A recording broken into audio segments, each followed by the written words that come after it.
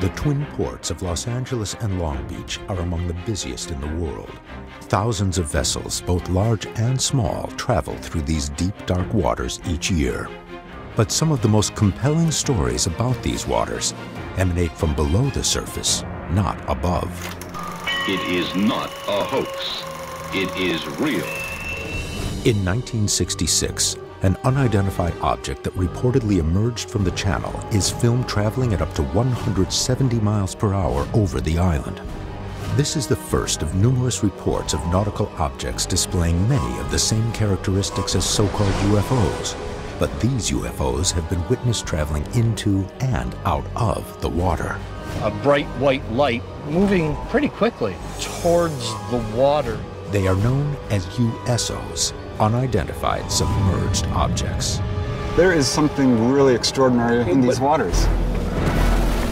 For the first time, new witnesses have come forward. We're struck with a beam of light.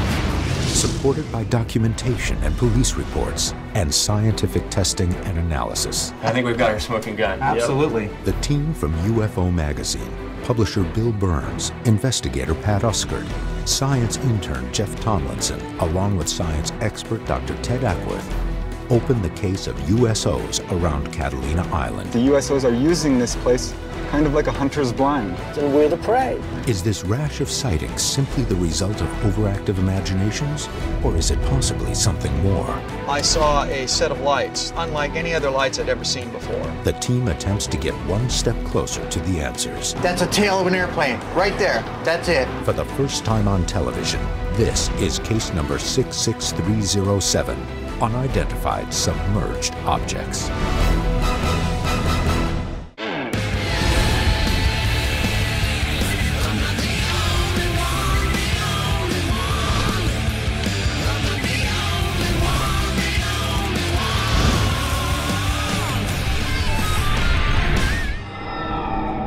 Catalina is a 175 square mile island, 22 miles to the west-southwest of Los Angeles, California. The Catalina Channel, which separates the island from the coast, is the main corridor for one of the busiest harbors in the world, the twin ports of Los Angeles and Long Beach. To most, the island appears to be an idyllic spot, but the mystery of this area stems not from what is above the surface, but what is beneath it. You are seeing an unidentified flying object. It all began on April 15, 1966, at approximately 9:45 a.m.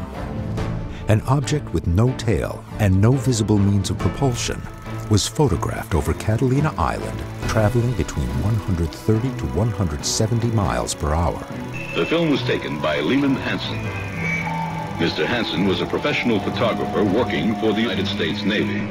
The craft, silver and disc-shaped, made no sound as it moved swiftly over the mountains and out of sight.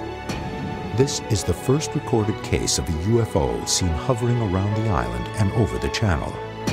It wouldn't be the last. Here's the case.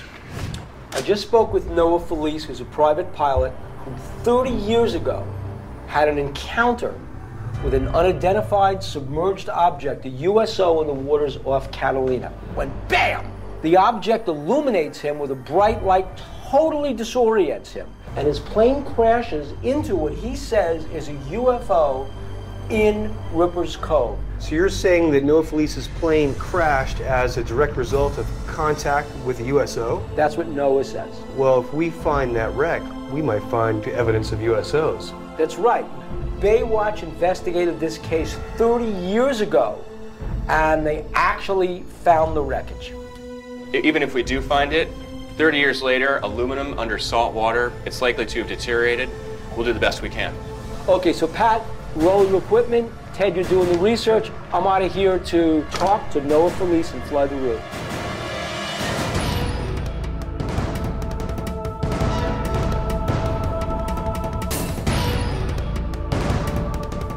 While Bill is flying with Noah, I'll be talking to Paul Allione and David Russo about their sightings, which are very similar to each other, and they're very similar to the famous 1966 sighting that was caught on film.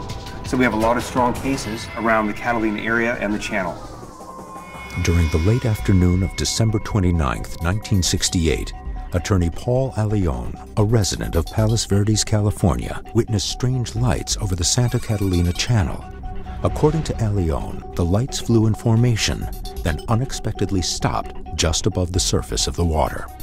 I looked up, and on the horizon, I saw a set of lights that were unlike any other lights I'd ever seen before.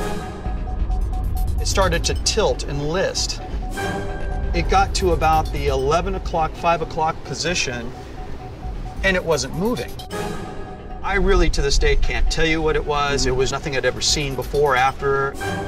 During the sighting, Allione clicked on his walkie-talkie and heard something that still disturbs him to this day. I dashed into the garage, and I did kind of a childish thing, is I went and got a walkie-talkie that I got for Christmas, and I'm thinking, hey, I'm going to talk to this thing. But what happened was I picked up a ship-to-shore transmission. The gentleman on the transmission said, quote, "That's right, Bob, I don't know what the hell it is. It's about 200 yards off my bow, and it's starting to tilt," and he started to go on to explain exactly what it was that I was seeing. And that's all I needed to freak out, and I did. The next night, when the evening news came on, one of the lead stories was, she said something to the effect, "Well, we've got an answer to all those telephone calls that we've been getting about the strange lights that were seen last night." For a story to make the news about telephone calls and inquiries, there had to have been more than just a few crackpots calling. There must have been at least dozens of people, probably hundreds of people, that got all excited, to the point where somebody felt as though they needed to offer up an explanation. It's that explanation that I found to be rather hollow. The answer was, it was these two crazy college kids that were fooling around with a weather balloon. What did you think about that? But it seems to be there's an inordinate amount of explanations that are offered up as being weather balloons. Including the Roswell crash. Now, as I look back with that knowledge, these explanations, I realize even more that, to me, it confirmed what I saw as being a legitimate anomaly. And because the explanation given was so absurd. Yeah, it was absurd, and it fit into a pattern of absurd explanations. Allione's sighting, along with the 1966 film, were the start of a rash of sightings in this area. According to the Long Beach Independent, on January 23, 1968, Avalon Sheriff's Deputy Richard Callan witnessed a, quote, mysterious unidentified floating object that had, quote, lights in its portals. And then the object exploded. According to the paper, quote, a bright light illuminated waters around the object, and minutes later a series of flares were shot into the air from the object. Another story that swept the media was reported by the Los Angeles Times on March 23, 1977. Sheriff Sergeant Vincent Rupp received dozens of, quote, UFO sightings reported from Sacramento, Salinas, Los Angeles, Orange County, and March Air Force Base between 3:45 and 4 a.m. According to the paper, these witnesses included military personnel from March Air Force Base and several law enforcement officers around Los Angeles. One witness, Mark Hogan, a runway worker at LAX, said, quote, the teardrop or tin can-shaped lights sweep in at high speed from the direction of Santa Catalina Island about 3:30 a.m. In my opinion, they weren't natural. A military spokesman at March Air Force Base confirmed that the objects had in fact been seen from the base and said, quote, there had been no rocket or missile testings which could have accounted for the lights. The objects did not show up on any radar readings. Now I'm off to talk to David Russo about his USO experience. Now what's significant about David Russo's USO sighting is that after the sighting, he took the time to make a sketch of the craft while the details were fresh in his mind. And the more information we have, the closer we are to solving the mystery of USOs around Catalina. I live in Long Beach and a couple of blocks from the ocean. David Russo, a retired attorney, reportedly witnessed bright lights over the channel on August 4, 2006, while walking along the shoreline. Late at night, about 11:30, 11:35, a bright white light off to the west out near San Pedro caught my eye. And it was moving towards the water at a very steep angle, moving pretty quickly. It got to a point maybe a mile out in front of me, and it just stopped. Over the water? On the water? Over the water, maybe 10, 15, 20 feet above the water. The shorter side had 3 or 4 blue lights on it, and the longer side seemed to have 6 or 8 blue lights. Okay. It rotated and did this for about a half a minute to 45 seconds. Then the blue lights went off, and it just, from a stopped, went out towards Catalina Island, and less than a second. I'd rather would have not seen it. You think life would be easier if you just hadn't seen it? And now there's this little piece back here that just is always wondering and always thinking, what the heck did I see? And will I ever know?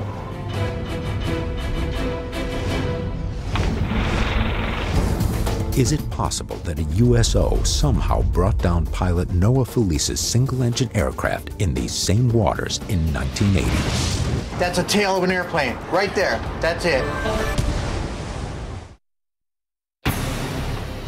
The dark, mysterious waters surrounding Catalina Island, one of the most active hotspots on Earth for reported USO sightings, unidentified submerged objects.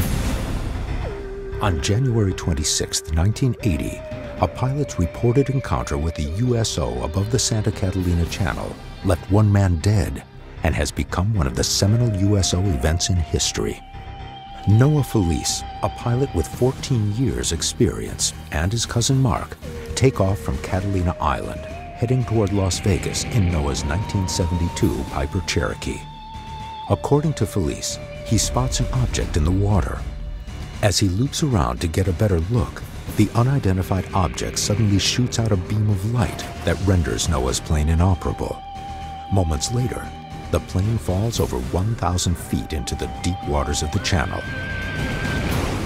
Noah is rescued. His cousin Mark does not survive. And it's an important case for 3 big reasons. One, it's current. You're not talking about some 60-year-old case where all the witnesses have gone. 2, Noah's a pilot. He's a trained observer. He knows what he's looking for. He's not given to fantasies. 3, that credibility is tested in court because Noah Felice is a private investigator. In every single case, he's on the witness stand, he's testifying. It's as credible as you can get. It's a great story. We're excited to investigate it. So why don't you tell me what it was like as you took off from here 28 years ago and flew out to the island? We took off, and just out of the clear blue sky, my little cousin told me he had 5 to 6 months to live. This was a person you'd known since you were what? Grew up together. We were as close to biological brothers, I think, as 2 males could get. Once he said that, then they had 5 or 6 months to live. I was going to get a vector in the air and go right straight to Las Vegas and kind of lighten the mood. So basically you were just going to head off to Vegas and spend some time together because you didn't know how long you really had.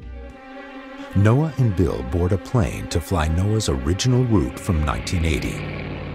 You took off from here, and what happened then? We were flying along, and I started to get very strange feelings, kind of like when the hair goes back under your back, and I see a very strange object in the water about the size of 2 houses. No definitive shape that I can see because of the water. From here, Felice's account takes a radical turn. He says that as he came around to get a closer look at the craft, he saw figures. On the top of this object was a door. It wasn't really a person, but it wasn't not a person. I didn't know what to think. That's why I decided to make a turn and come around back and get a better view. And what happened then? We got struck with a beam of light. According to Felice, after he made this turn, he was blinded with an extremely bright light emanating from this object. The light tracked the plane for the next 34 seconds. At the same time, it seemed to also take control of the plane's instrumentation. It was alive. It was like a liquid light. That's when sound started shutting off. You couldn't feel the vibration in the chair from the engine. And we got hit with a second beam. The second beam, according to Felice, took even more control over the plane, finally bringing it to its tragic fate.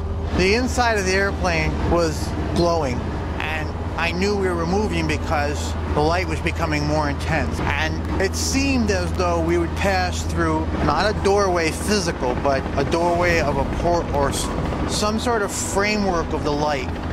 And then it was bang.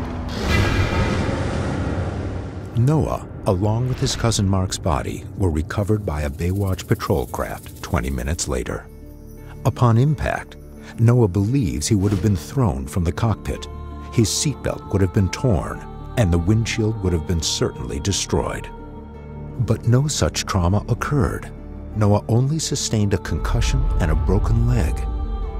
Noah is convinced that he was somehow rescued by the USO, and he further believes that when the plane is found underwater by the team, both seatbelts will be fastened and the windshield will be fully intact. It was unbelievable. I was freezing. I remember blood everywhere. I mean, it was horrible. It was bad.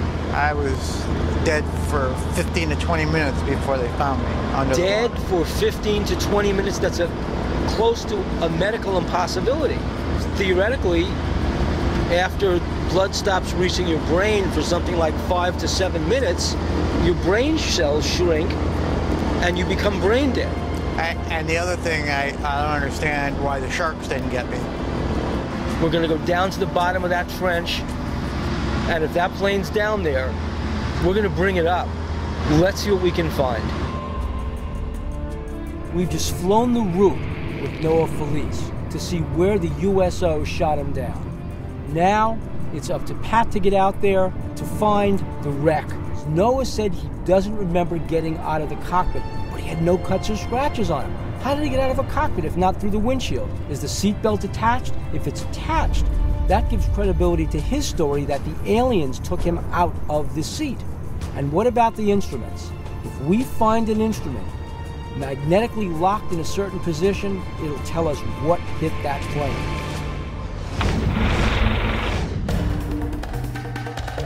To solve this case, we've got to find that plane. Let's shove off.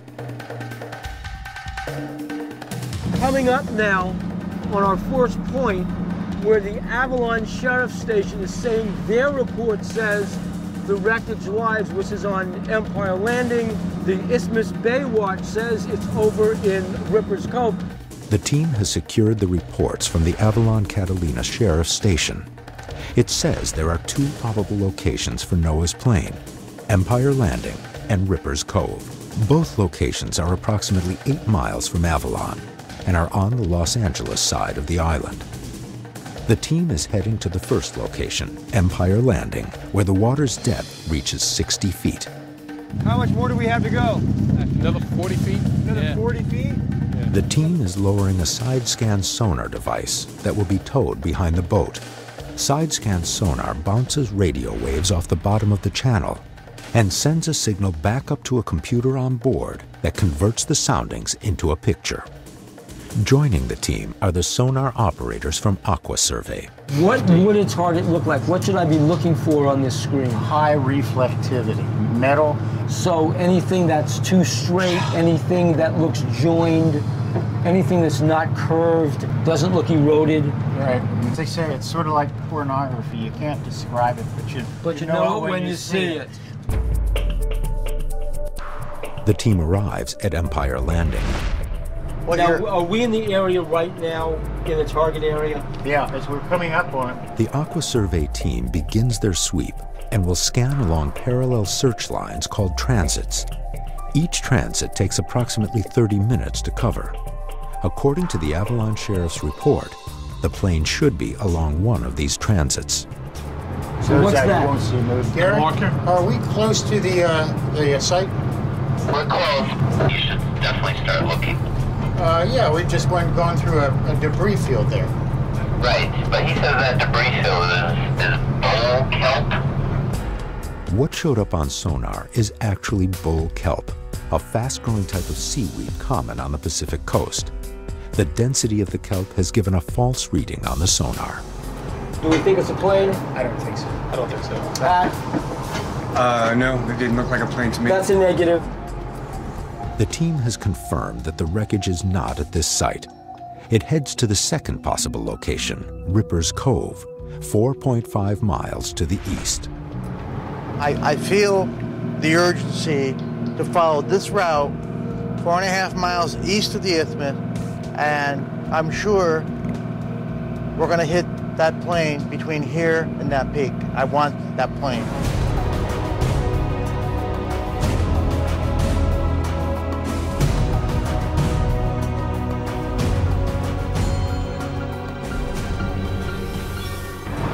Oh, wait a minute. Wait a minute. Wait a minute. Wait a minute. Whoa. Uh-oh. Uh-oh. Now look at the signal strength return here.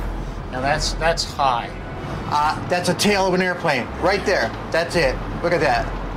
That's a 15-foot wing, 30-foot wingspan. Look at the tail. Look at the tail. I think we got a tail and a wing. See it?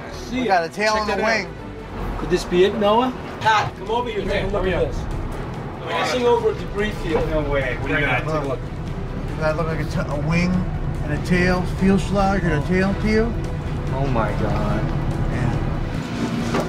Hey, Captain Dave? Yeah. Like we're over some kind of debris field. I think it's time to put some divers in the water. Sounds good. Let's get them in. Okay. Jake, you got 70 foot of water underneath the boat. Head due north. U pattern. Don't go below 100 foot. Okay, Jake, if you find the wreck, I want you to look to see first if the windshield is intact. I want you to look inside the cockpit if that's intact. If the cockpit's intact, look to see if the seat belts, either one, are still hooked up. After the crash, Noah claims he was removed from the plane by an unknown entity, possibly the same entity that brought the plane down. Noah was rescued outside of the plane. The only way out would have been through the windshield. If the seatbelt and windshield are intact, it would support Noah's story of what happened. Noah, to give him the tail number? That's 81 Mike.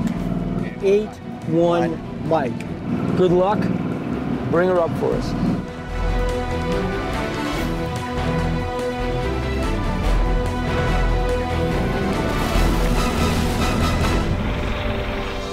Has the team found the wreckage of Noah's plane? I found our target. Could this plane wreck show proof of contact with an unidentified submerged object?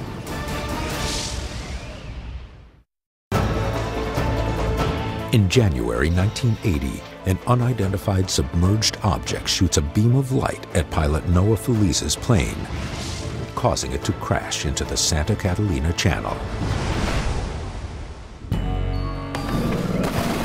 The team is now searching for the downed plane. If they find this wreckage and the windshield is intact, they may have evidence of USO contact.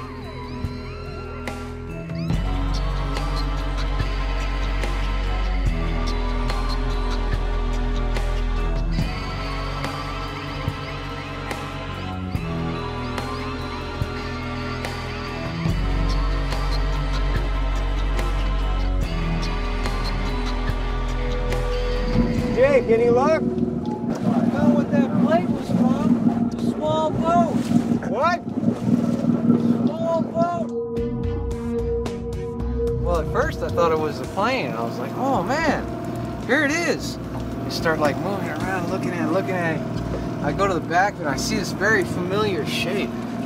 It's an outboard motor. Outside of Felice's testimony, two other credible sources continue to list this area as the crash location: Catalina Baywatch and the Avalon Sheriff's Station. But now, the mystery has deepened. The aircraft is not here. Jake's come out of the water and he's done a lot of diving. He found a lot of targets down there, but didn't find Noah Felice's plane. Where is it? We're going to send Jeff and Ted to the lab. They're going to analyze the currents, the slope, the tides, the winds. They're going to find out what might have happened to Noah's plane. This is a mystery, but maybe in the lab we can figure out what happened to all that wreckage of Noah Felice's plane. Since 1980, the plane could have drifted from its original position. Hey, John, Jeff. Hey. Jeff and I are here in Tyndall's lab, and we're going to recalculate the position, see if we can uncover any additional information that would help us get a better estimate of the location of the aircraft. Science producer John Tyndall will demonstrate the forces at work below the surface of the water and what effect that might have had on Noah's plane over the past 27 years. The Bernoulli effect basically says that fluid in motion has less pressure than static fluids. If you look at these two cards right here, we can actually pull them together by speeding up the liquid between them, or the fluid, in this case air, and it pulls them right together. We see this all the time with airplane wings. The air moving over the top of the wing is moving faster than the air under the wing, creates a low pressure zone, you get lift. What we think might have happened to this wreck under the water is that as you have the wreck sitting there, and as the water currents are going over this, it's lifting it slightly, and if it's on an incline, it could be lifting and sliding down and lifting and sliding down and pumping itself deeper and deeper and deeper. Let's see if we can prove that the aircraft fuselage has been agitated by a Bernoulli effect. If you look at the topography of the location just offshore there on Catalina Island, you have a very steep cliff face coming down to the waterline, and then actually it continues at a very steep slope down into the depths. And if the aircraft landed up close to the shoreline, and we believe that it landed in 40 to 50 feet of water, then it settled onto the bottom at a steep slope angle, which could lead to it sliding, moving over 30 years down slope and down into the depths. So I'm going to start the current flow. It's going to be a little loud, but we'll just have to talk over that. Yeah, and you see how it's actually digging out underneath the front side of the object and building up material on the back side. Right there. Settling down. As water rushes toward the sample, the ocean floor would be pushed away, allowing gravity to pull the object further downhill. I think with the first dive, we didn't really have a good sense of just how steep this drop-off was. In order to determine the location of the plane after almost 30 years of drifting, Ted uses the length of the Catalina airstrip as a guide. Catalina airstrip at this scale is a little bit over 1.5 inches in length. We're getting a contour here that in about 0.2 inch is 60 feet of additional depth. The amount of drift caused by the current, along with the steepness of the ocean floor in this area, may have caused the plane to fall deeper into the channel. This effect is known as mass wasting. Mass wasting is any time you have movement, rocks, dirt, debris, downhill being pulled by gravity. That's how you get mudslides, or in the case of underwater, you get the debris moving downhill. In this case, in Catalina, we have a number of the factors that would really exacerbate that effect. The team believes the wetness of the soil, the lack of cohesion in the ocean sand, and the angle of incline are all causes for why this plane is missing. You can see the big rocks are already rolling down. So look at this mass wasting. Now just imagine if there were an object on the surface of the sand. It would just be traveling right down the hill with the whole pile of sand. So now there's our, our airplane fuselage sitting on the surface. So you're actually pushing water uphill against it, and we're going to see if it still falls downhill against that. There it goes. Look at that. It came at it. It fell towards against the current. The relationship between gravity and the cohesion effect on the granules, we can see that over a short period of time, the object moved fairly quickly. And over a long period of time, say 30 years, this object could have traveled quite far.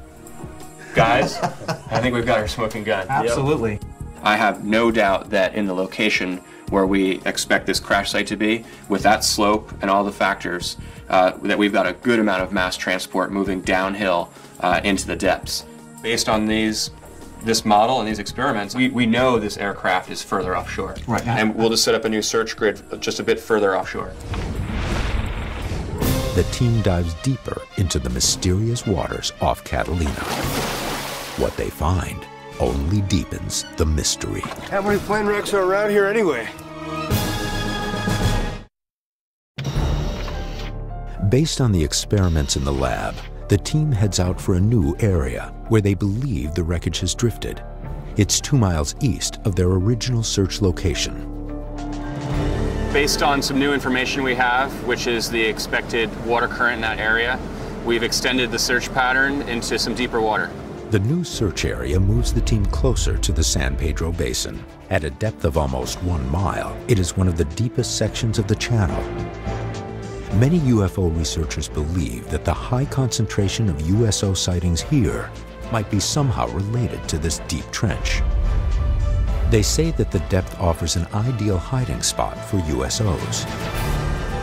And this is what we're looking for. It's a Piper Cherokee low wing. We think that the wreck is somewhere around here, right? And the previous scans we've done are along this highlighted area.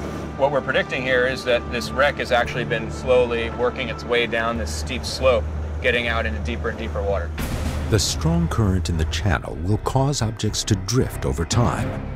As the current lifts objects from the floor, gravity will slowly pull it deeper into the channel. This is the scientific theory, but the team now has to consider a new theory. Could the plane wreckage have possibly been taken by a USO? We're going to speak to Preston Dennett. Preston is going to tell us what some of the stories are about the mysteries of this particular channel. He's written a lot of books on UFOs and USOs over Southern California. He's going to help us comb the mysteries of this channel and find out exactly what's going on with USOs over the Catalina Trench. I think it's one of the hot spots for USO activity in particular in the world. It's extraordinary. The activity here goes back to at least 1947, the dawn.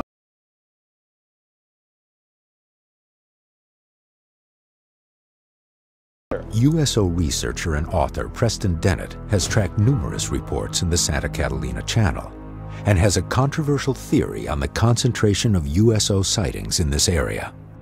And I came up with a theory that perhaps there is an underwater base here, which sounds fantastic, I know, but how else can you explain the huge number of reports? Why would they choose this place as a base of all places? They're here because of us. And what's unique about this particular area is it's very close to a large population base, Los Angeles. So my theory is that the USOs are using this place kind of like a hunter's blind. They're able to hide their craft, do whatever they need to do, and still have access to a very large population base. Turns out that the geography of this area is riddled with caves and underground tunnels leading from, say, Edwards Air Force Base to Vandenberg to Catalina Island. So there is some military involvement here. I've got a case which took place here in 1967. A gentleman was actually abducted right here in Avalon Harbor off the boat, and he recalled under hypnosis being taken into an area where there was rock walls. He had the distinct impression this was underground. It had to be somewhere close.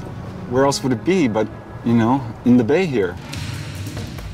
The Santa Catalina Channel has a depth of almost 1 mile, and if there were caves and tunnels beneath the water, conventional technology would have trouble even confirming their existence. We cannot travel to the extreme depths that these craft can. Even our big nuke submarines can't travel down to those bases? Not with the ease that these craft can do.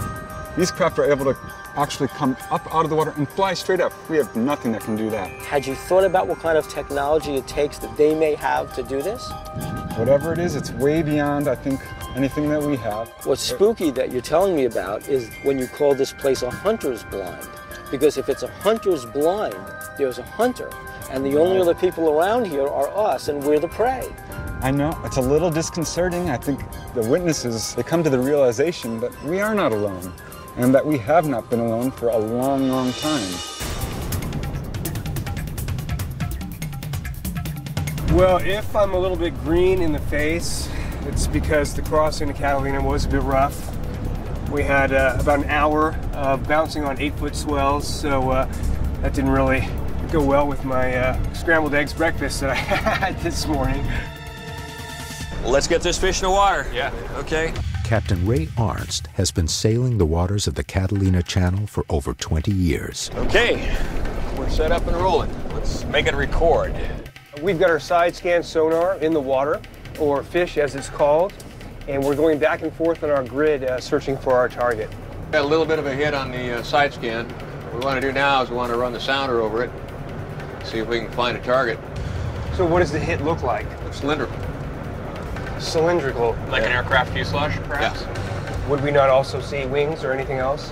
Why would we only see the fuselage? Could have broken off on impact. It could be the orientation where you can't see the wings. Maybe you're looking right down along the way. Lots of reasons. The team continues its search of Ripper's Cove. Hey, Ted, better take a look at this. What do you got? I want to look just like an airplane on a side scan. Excellent. Very distinctive, looks like an engine, wings, That definitely looks like an airplane. Wow, so it's not just a target, it actually looks like a plane. That's an airplane. Actually, I'm going to go in the water with you this time. Let's both go. I'm really excited that we have a target that actually looks like a plane, and there's a high likelihood.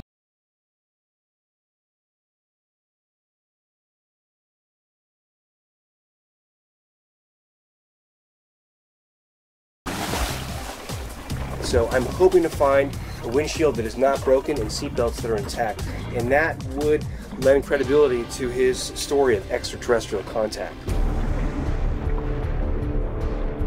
Pat and Ted search a plane crash site at 33 degrees 27 minutes north and 118 degrees 25 minutes west. The wreck sits approximately 100 feet below the surface. It is a small, discolored plane that matches Noah's description. Could this be Noah's plane? And if it is, can the team confirm that it was brought down by an unidentified object?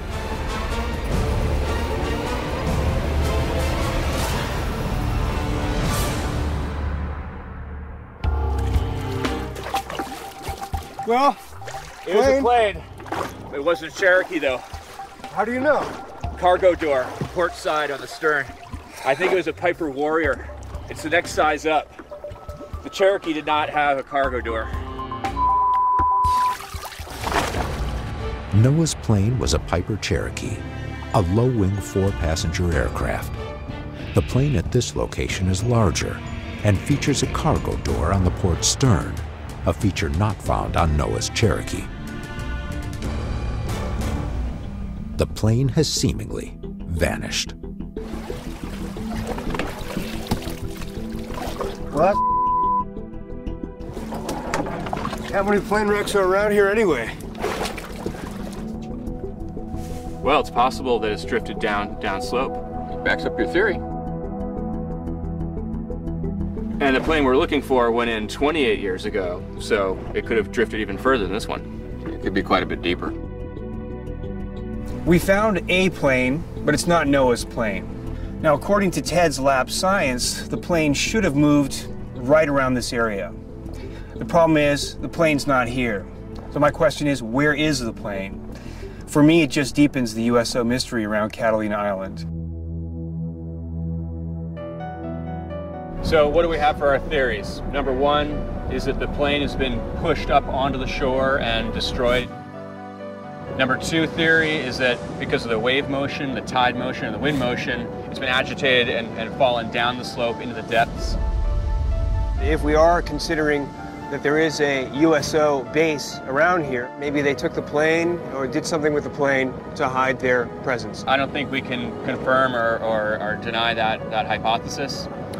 Well, Noah Felice is a very credible witness. And I mean, I feel strongly that something happened here. So I say we can't dismiss that possibility of some sort of extraterrestrial intervention with this plane.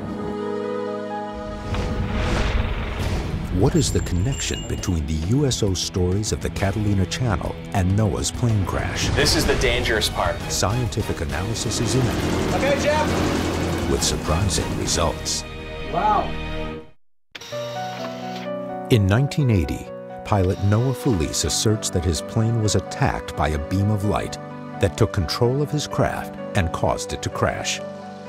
The team wants to know, is it possible that an aircraft could be disabled by an electromagnetic pulse? Speculation is that this USO sent an electromagnetic pulse, or an EMP, at the aircraft, disabling it, so he found himself with no power and crashed. The team meets at Tyndall's lab to test this hypothesis. This one's going to be a little bit dangerous, but I think it's going to give us some amazing insight into the case with Noah Felice and the USO. We're going to see if our strong EMP pulse can disable the function of the engine. We've taken a very, very powerful electromagnet. Turn it on a little bit there, Jeff. You can see it holds the magnet. Now turn it off. Okay. This magnet is unlike your regular magnets, which have a north and south pole, and they remain that way. This magnet is an alternating current magnet. It's working off the AC, and it's fluctuating back and forth. Now that means we can induce current That is to say, we can take this magnetic field, put it in close proximity to this steel bar, and cause the electrons to flow in that winding, and it'll light this light. Okay, Jeff, turn that baby up. There, you see the light coming on? This demonstrates how you can actually create and control and direct a magnetic field and apply that to some other object without even touching it, from distance, and induce an electrical current. The electrical current used to run the airplane engine could have been interrupted by a strong electromagnetic force. If the reports are true, and the object did indeed shoot a strong electromagnetic beam that engulfed Noah's plane, that beam could have shut down the engine. In the magneto of an engine, basically on the flywheel you have a permanent magnet. And what happens is, as the flywheel goes around, it passes through this coil and generates an electrical impulse which comes up to the spark plug and fires the engine off. So what we're going to try to do now is see if we can induce a current that this engine is not counting on that'll cause the spark to die and the engine to die, as was alleged in the USO incident. What we want to see is that if we can, for all intensive purposes, model an aircraft engine, generate our own EMP or electromagnetic pulse, and disable the function of the engine. Guys, this is the dangerous part, so stand back. We have an EMP generator, which is basically a high-powered electromagnet, and we have an engine, and we will direct the magnetic field at the engine and see whether or not we can disable it. Clear? Clear, prop.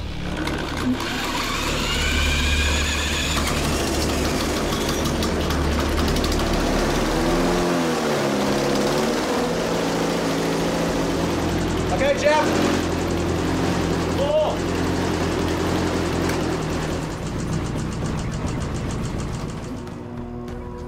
Okay, got it, Jeff. Wow. Wow. Well, that did it. Well, this was a small demonstration of what could have happened at a larger scale, but it did demonstrate that as he got the magnet close in, it overpowered the coil here, disrupted the flow of electrons to the spark plug, and disabled the engine. It occurred to me is that airplanes, because everything is lightweight, not much steel, not much iron used, which are things that could diffuse a magnetic field. So if there was a magnetic field focused at said airplane, it wouldn't really have a whole lot stopping it before it did get to the magneto or other wiring. So could you possibly induce, through this electromagnetic, too much energy to the spark plug and possibly cause it to do something? If you could generate an extremely strong magnetic field, make it a directable sort of weaponized system, it is conceivable that you could disable a general aviation aircraft engine from a distance like 1,000 feet. This is a really great example of taking a story that's told by one of our witnesses, modeling it out, and showing that what he says works in the lab.